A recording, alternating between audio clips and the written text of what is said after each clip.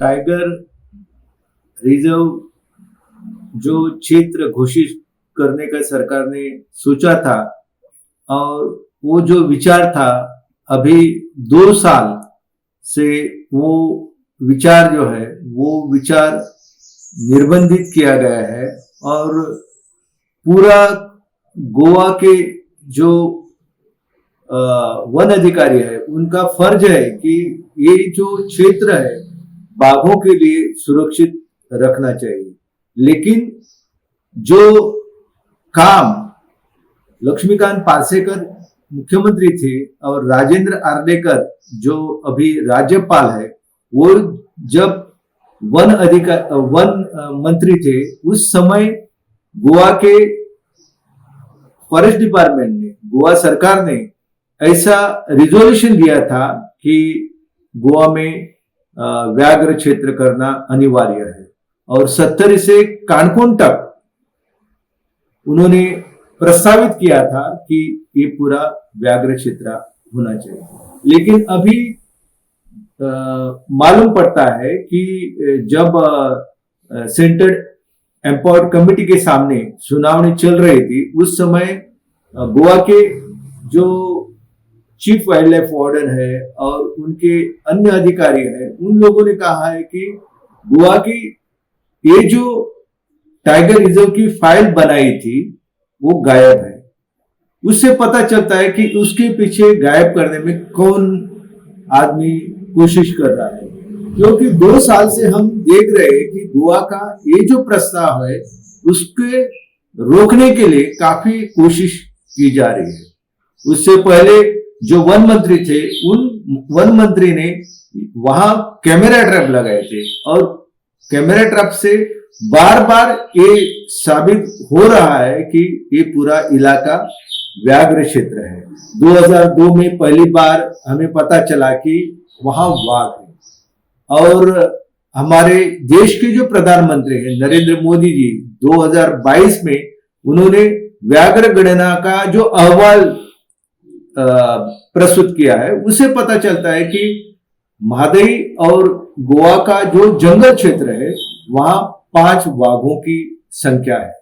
और 2002 से बाद में 2006 में फिर एक बार wild life institute of India जो देहरादून में बैसे है, वहां के लोग गोवा में आ गए। उससे पहले एजेटी जॉन सिंह जो डीन थे, उन्होंने गोवा का पूरा इलाका जो है वो देख लिया है। और बाघों के लिए हम ये वन क्षेत्र संरक्षित करना चाहिए, उसका सुझाव उन्होंने दिया था।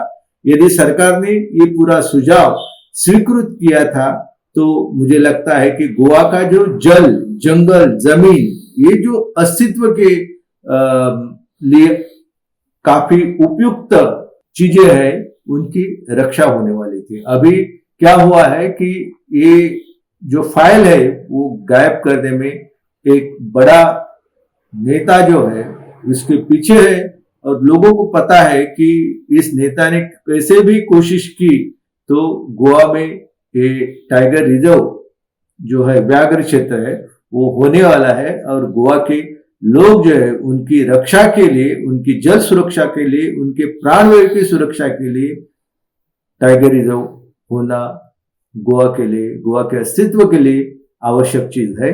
और जो उसके फाइल पीछे धकलने में, गायब करने में कारण है, उन लोगों को वन विभाग ने वहां इंक्वायरी करनी चाहिए और उसके पीछे कौन है ये लोगों को बताना चाहिए। क्योंकि अभी ये जो फाइल गायब हुई है इसके कारण सबको पता है, और इस कारण यदि हम पता करेंगे तो उसके पीछे कौन कोशिश कर रहा है उसका सब कुछ पता हमें मिलेगा। और मुझे आशा है कि गोवा वन जो पाल है, वनपाल है, मुख्य वनपाल है, वो इसके गायब होने की जो कंप्लेन है वो पुलिस में करेंगे और उसके खिलाफ जो जिम्मेदार है उन सब लोगों को उसकी शिक्षा मिल जाएगी। ये फाइल गायब होने के बाद उसके साथ छेड़छाड़ होने की बहुत आशंका है, ऐसे आपको नहीं लगता है? क्या है कि कई लोग जो है वो इसमें जुड़े हैं। यदि आप